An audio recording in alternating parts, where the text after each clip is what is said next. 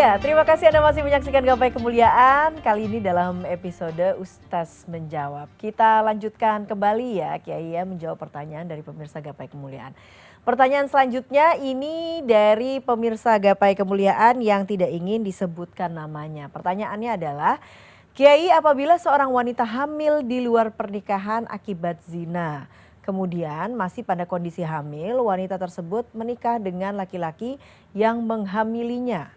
Apakah pernikahannya tersebut sah? Kemudian bagaimana nasab anaknya, Kiai? Ya, jadi para pemirsa yang perlu dicatat, perempuan yang dalam keadaan hamil itu tidak boleh menikah kalau di kehamilannya itu lahir dari ikatan pernikahan yang sah. Jadi kalau ada orang menikah secara sah, Ya. kemudian istrinya hamil, kemudian naudzubillah terjadi perceraian, maka perempuan yang hamil ini tidak boleh menikah. Sampai kapan? Sampai dia melahirkan. Itu kan wa ulatul ahmal ajaluhunna ayyadna hamlahunna.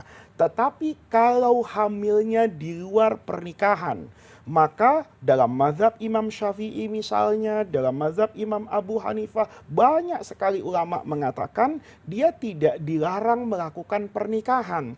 Karena kehamilan yang ada ini kan memang di luar ikatan pernikahan. Nanti nasabnya kan secara hakikat kepada ibunya. Jadi tidak terkait dengan laki-laki ini. Jadi kalau ada perempuan yang ini semoga hanya pertanyaan dan tidak pernah ada dalam realita kehidupan kita. Nauzubillah hamil karena zina. Kemudian laki-laki ini dikatakan mau bertanggung jawab, maka dia boleh menikah di situ. Ya, itu adalah hukum pernikahan perempuan hamil akibat zina. Dia tidak menjalani masa iddah karena iddah itu berlaku melalui ikatan pernikahan yang sah.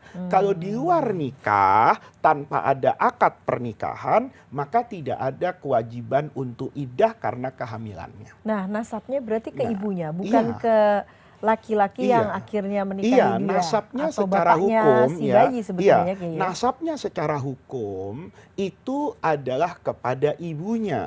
Karena ini bukan soal bapak biologis atau bukan bapak biologis, tetapi keabsahan pernikahan yang kemudian ada konsekuensi hukum nasab, waris, itu kalau melalui ikatan pernikahan, bukan sekedar hubungan biologisnya.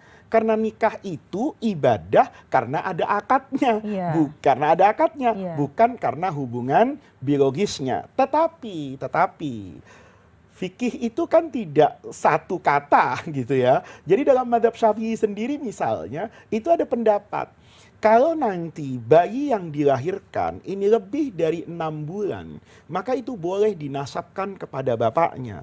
Sekalipun mayoritas ulama mengatakan kalau itu lahir dari zina ya tetap diperlakukan sebagai hubungan di luar nikah, nasabnya kepada ibunya.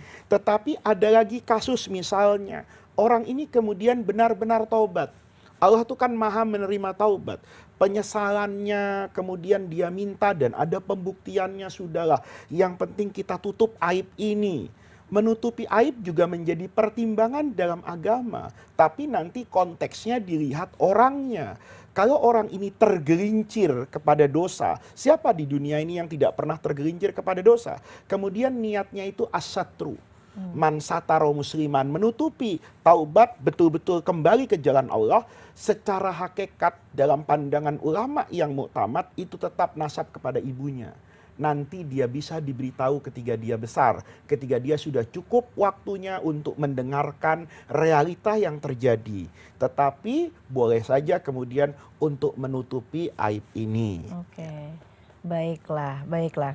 Nah itu yang kemudian jadi akhirnya secara berdampaknya hukum, kepada anaknya juga ya. Jadi semua orang tuh berpikir itu masa yang akan datang. Nanti ada beban kepada anak. Hak perwaliannya Mbak Eva. Kalau dia nanti menikahkan anak perempuannya yang bukan anaknya karena lahir dari perzinaan ini, kan nanti anaknya nikahnya jadi nggak sah. Karena bukan melalui wali hakim kan. Kasihan. Jadi ini betul-betul dipertimbangkan lah. Jangan semata-mata hanya mengatakan toh nanti bisa bertanggung jawab, toh putusan MK dulu itu memberi kesempatan kepada ibu untuk meminta akte lahir dengan pernikahan dengan nasab kepada bapak Bapaknya. biologisnya. Itu kan administrasi negara. Iya. Tetapi administrasi fikih itu mengatakan selama tidak ada akdun nikah maka dia bukan anaknya. Oke, baiklah. Karena itu la taqrabu zina Jangan ya. dekat-dekat, jangan dekat-dekat, Mbak Jangan Emma. dekat-dekat. Baiklah. Pertanyaan selanjutnya ini ya Kiai. Ini dari Bu Dewi Semarang. Pertanyaannya, apakah diperbolehkan ketika berwudu di tempat-tempat umum atau area publik seorang wanita tidak melepas jilbabnya? Apakah bisa tetap sah wudunya? Ini harus Nah, ini diperinci. Bu Dewi kayak saya juga nih. Saya juga kadang-kadang suka bingung kalau Iya, lagi wudu di tempat iya. umum. Makanya pesan saya kepada masjid, fasilitas umum, buatlah tempat wudhu yang ramah wanita, Iya. ya, yang tertutup. Saya rasa nggak sulit kok, bisa dikasih fiber misalnya, sekedar tertutup. Ya, itu pesan idealnya. Tapi fakta dan realitanya memang terbuka kok. Bahkan di beberapa masjid saya lihat kok, memang tempat wudhunya perempuan itu terbuka. Iya. Maka di sini bagaimana cara berwudhunya? Yang pertama, dalam mazhab Al-Imam Asy-Syafi'i itu kan tidak seluruh rambut yang harus dibasuh. Cukup beberapa bagian dari kepala atau nasiyah di atas ubun-ubun ini dibasahi tangan satu atau dua, dibeginikan. Itu sudah ada mazhab yang mengatakan itu sah. Sah. Ya. Nah, oleh karena itu, kalau kita mau praktekkan, kan sebetulnya tidak harus membuka jilbabnya, nggak harus membuka kerudungnya. Kan bisa dilonggarin Mbak Eva nih. Iya, Sekedar iya. tangannya yang basah masuk dan mengusap gitu. Itu adalah mazhab yang diajarkan oleh guru-guru saya yang bermadzhab Al-Imam Asy-Syafi'i. Sementara beberapa mufti di Mesir itu lain lagi. Dia mengatakan boleh basuh sedikit saja anak rambut di sini, kemudian diteruskan jilbabnya. Ini dikiaskan ketika Rasulullah pernah mengusap rambut ketika Nabi memakai sorban.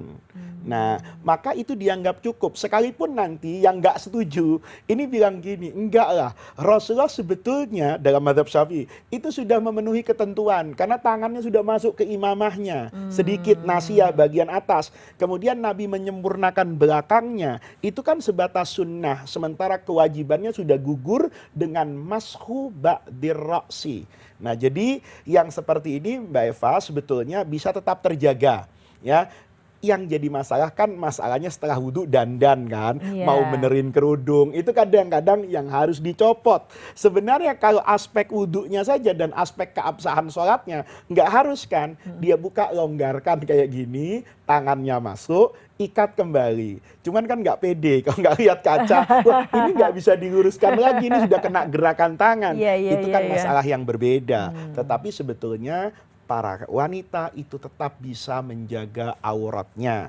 Misalnya dengan membalikkan badan saat dia berwudu. Betul ya. Misalnya kerannya di sini, di situ ada laki-laki. Iya. Kan bisa tangannya dibasahin dulu, badannya bergerak ke arah yang tidak terlihat oleh begitu ya. laki-laki. Oke, Bu Dewi semoga bisa disiasati ya Bu Dewi ya.